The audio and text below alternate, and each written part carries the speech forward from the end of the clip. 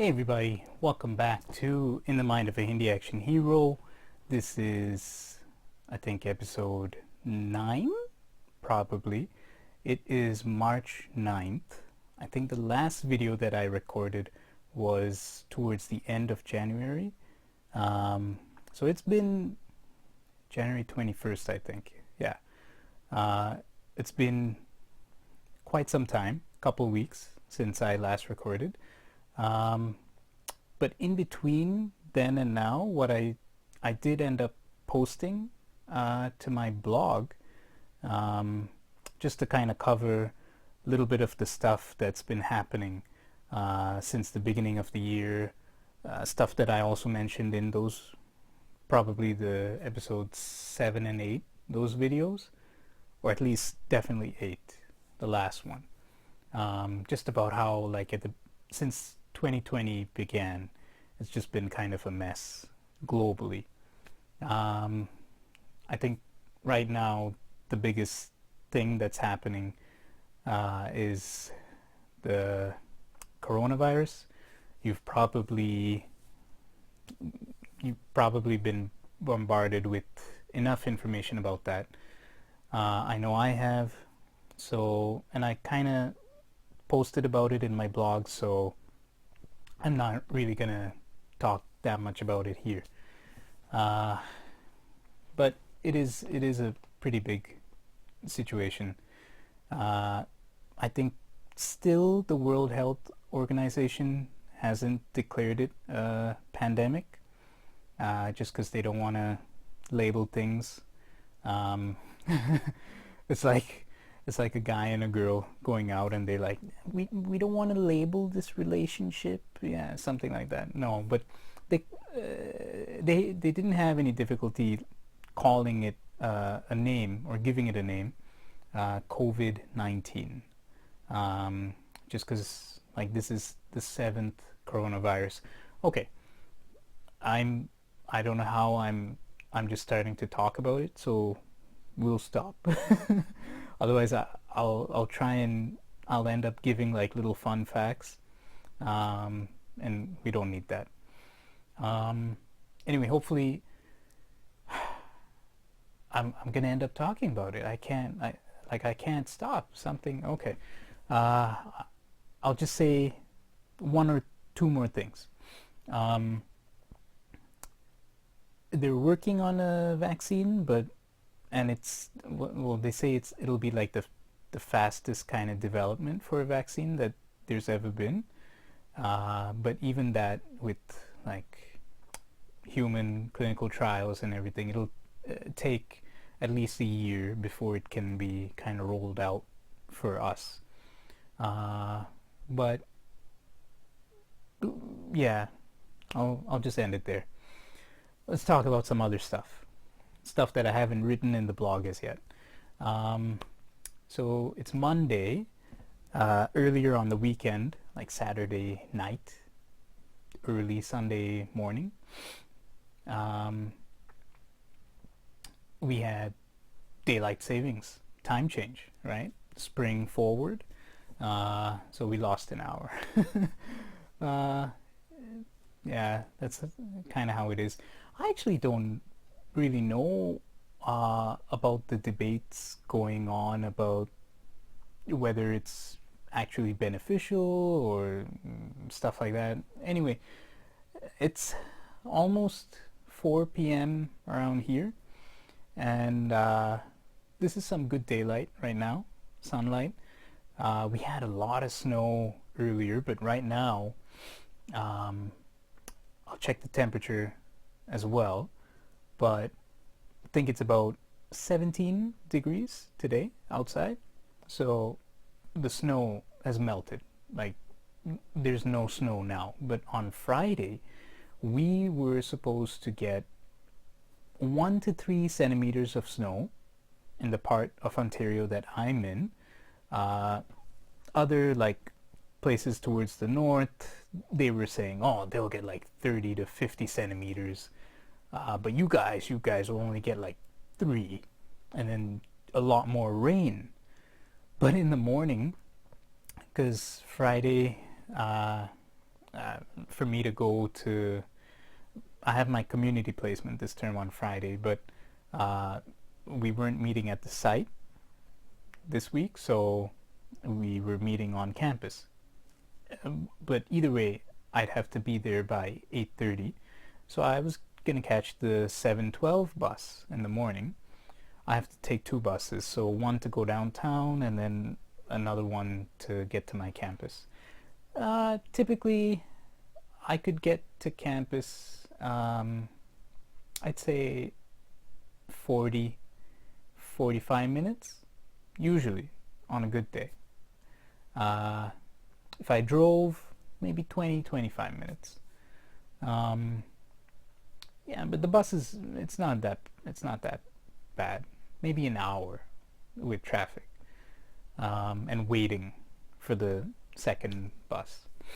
Um, but the 7:12 bus came, uh, and it was snowing. It was like a good maybe 5, 6 inches of snow had already piled up by this time in the morning. And there's so the road, there's like 4 lanes, uh, 2 lanes each side, but the bus has to come towards the curb, right? To let people to get on. Some bus drivers try to do that. I mean, when there's snow. Otherwise, they have to come to the curb. Um, but if there's a lot of snow in that second lane, some drivers, because they know they'll get stuck, they'll be like, oh, they'll stay on the outer lane and they'll just get the people to kind of come and get on the bus. It's just a few steps, right? Anyway, this bus driver, I guess he was trying to be nice. We were at the bus stop, and he came to the curb. We got on, and he couldn't go. Like it was stuck in the snow because there's a little bit of a slope, and apparently, like the wheels on the bus, they don't go round and round when there's no traction. Like there's some kind of sensor that uh, if there's no grip, or if it senses like it's ice and slippery, it just kind of shuts the system down. So he was trying all kinds of stuff. He was trying to reverse and kind of get out, and we couldn't. Um, he put it in the lowest gear. He radioed for help, but like 5 other buses were stuck on closer routes. And I was like, do you want me to run home? I could try and bring some salt. We can try and put it, see if that'll get us out. And he's like, okay, yeah. So I went, I brought some salt. We tried that. I asked if I should try and push the bus, but it was one of those double buses. And like in my head, I was thinking we could try and nudge a car, like a small sedan kind of car. We can nudge it out of snow. But I was like, "Do you want me to push the bus?" And he said, "No. There's the risk of it rolling back, and it's too dangerous." So either way, I couldn't push a bus. I was just being courteous by offering. You know, maybe that would have been the trigger to activate my superhero powers. Who knows? And it didn't happen. Darn. Just keeping an eye on the time as well, since it's been a good little while since I've done a video. We're closing up on 10 minutes.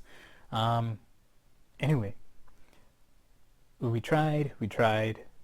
We couldn't get out of that snow.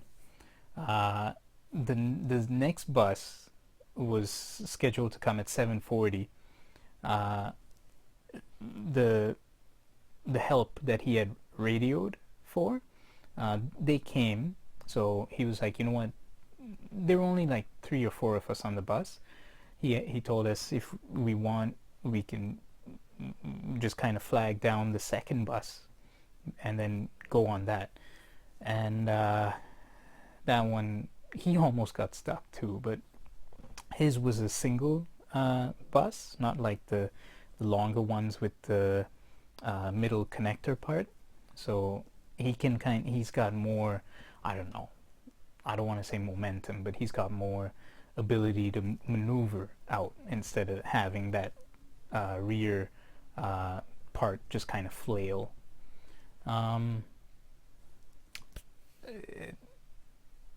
It doesn't flail because I think it's a rear wheel drive anyway, but somehow the driver was explaining it's different. It's better with the smaller buses, apparently. Anyway, we were going because I live on the kind of escarpment or mountain, but to get down the mountain, there's a couple exits, right?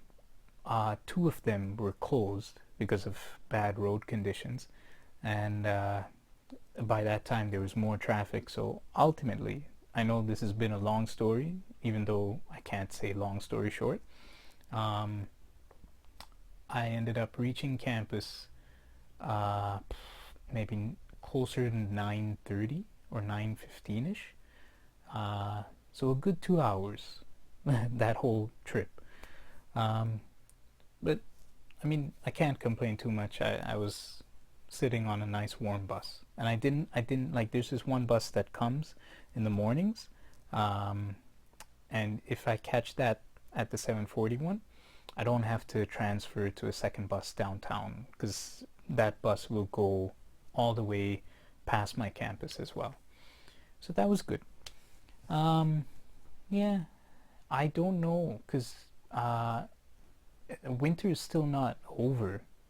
Not really. We have had snowfall later in April, even May, early May. So I like the daylight, but I don't like the temperatures increasing because that means that all the little flies and mosquitoes, they're gonna come back, and I'm like, who's a fan of those things, right? Bees are okay. I don't like I feel scared of bees sometimes just because they have the potential to sting, but usually if you leave a bee alone, they'll kind of leave you alone, and it's not like flies and mosquitoes and wasps. Yeah, so bees are good because they help flowers and pollination, and if we don't have bees, a lot of our ecosystems are just they're gonna collapse. So I won't say anything about bees, but that said, one of the perks of winter is there's not really any bugs unless we have like fruits in the house, and then it kind of annoys me because somehow the bugs come, and then it's annoying. Yeah, but in my blog post that I had written kind of like near the end of February, oh, it was a leap year this year. We had a 29th day in February, so I can't really seem to say February. It's not, I can't enunciate it well today. I don't know why. It's not even like my lips are numb or my tongue is numb. I don't know. There's an R in there and I can't seem to get it. But in that post I had written a bunch of stuff, but one of the stuff that I wanted to kind of also show in this video was it was about books. So because I had written about how having moved so much in my life, like Canada's our fifth place, when we left Tobago, which was where we lived before we came to Canada, a lot of the stuff like that we had to kind of give away, just because you can't take everything with you, right? and I had like so many books, so many storybooks. Uh, we had donated over like 400 to the convent, because they were like the convent had a school as well, but they wanted to kind of revamp their library, and we were like, oh, okay. So a lot of my books we gave, and they were really happy. They were very thankful. So I mean, the books went to a good place, but at the same time, there were some collections that, like, looking back on it now, I won't be able to get them again. One of those collections was Enid Blyton. It's, I think, a British one. But I had so many of those. I had Hardy Boys. I had the Bailey High School Kids. I think that's what they were called. A couple Goosebumps. But like a whole bunch, like so many, I can't even remember. Archie comics. I've never watched the Riverdale thing on Netflix, even though it's supposed to be with Archie. I think it looks kind of dark, so I never watched it. Because when I grew up reading Archie comics, it was always like kind of happy. When I think about Archie and Jughead and Betty, Veronica, Moose, the guy who was always trying to hit on Veronica. I forget his name. It starts with an R. Ronald Weasley. I don't know. No. But yeah. All right. We're getting close to 20 minutes. I'm just going to show those books, and then we're going to call that part 1. And I've got a couple boxes as well. We'll open those. We'll call that part 2. Okay. So one of so in that post, I have things in my head, and I forget that you don't know what's in my head, but I just assume you do, so I skip over stuff. And in my head it makes sense, but you're probably watching and you're like, there's no connection. Yeah. Okay, so the books. What I had said in the blog post was we had been going to, like, when we go to Costco, sometimes they have these sets on, like, for sale. So me and Mom, when we saw a couple of them, she was like, oh, you should get that. And then so we got a couple. Those are the ones that I want to show. So one of them is Calvin and Hobbes, right? And this is actually, like, it's a heavy thing, but it's the whole collection. And let me see. I haven't opened any of these sets. I've kept them in their wrapping, just because I'm not really gonna be like reading them right now. There's so much stuff that not school, but leisurely reading that I could be reading, so I should get to those before I get to these. But it's sometimes when you go to Costco, like, one week they'll have something and you think, oh, you know what, next time I'm here I'll check it out again. Next time you go, it's not there. So some of the stuff, you get it when you can. This set, I don't know if you can kind of really see it. Okay, so it's like 100 Canadian, typically, but we got it for like 50. Like, it was half, and I mean, it's pretty good for me. Calvin and Hobbes, that's kind of a classic. Hardy Boys, let's see. So Hardy Boys, the first 12. Is it? No, the first 10. I'm sorry. Feels like 12. Um, yeah, but the ones that I had, like these are the hardcover ones. The ones I had were the soft cover, and I feel like I had a lot more than 10.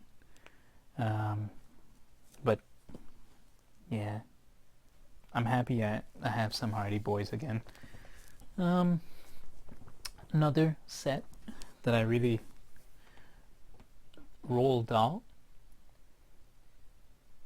I mean, you probably know Charlie and the Chocolate Factory, James and the Giant Peach, Going Solo. Those are like kind of the big ones. What else? I really liked his stuff too.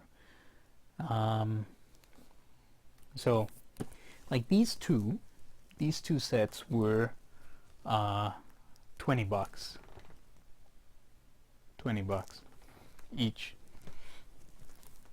It's not bad. It's pretty good for a set like this. 15. Yeah. Some of the only stuff that I ended up kind of bringing with us were my Tintin comic collection. I had a few Asterix, which is French, I think. I had a few of those comics. The Harry Potter ones, I don't know if you can't really see them, but they're in the back there. Chronicles of Narnia. I had like an old set, and I still have that, because I got that as a gift. It was like, but it was their used one, and so it's a little bit old and tattered, but it's good. Like the old stuff is nice. But yeah, those were very few things, and some of my old school books, other books as well, but a lot of the sets that I had, like we gave away. Yeah, this one too. This is Peter Rabbit. It's also $20.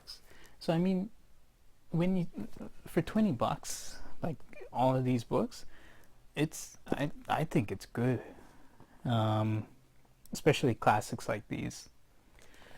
Okay, so we're gonna, since we're closing up on over 20 minutes, we're gonna call this a video. Yeah, we're gonna call it a video.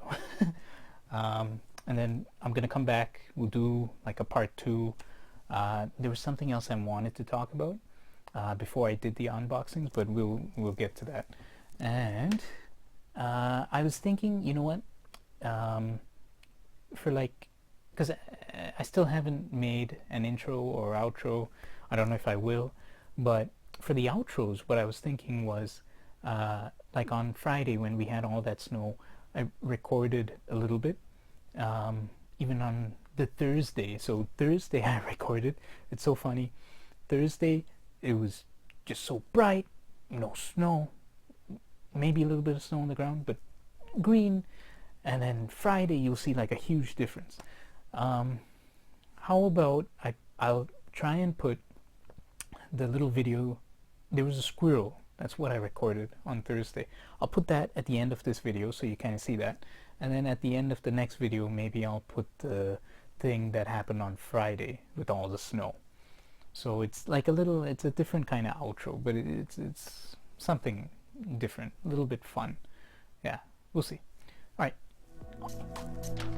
I'll be back.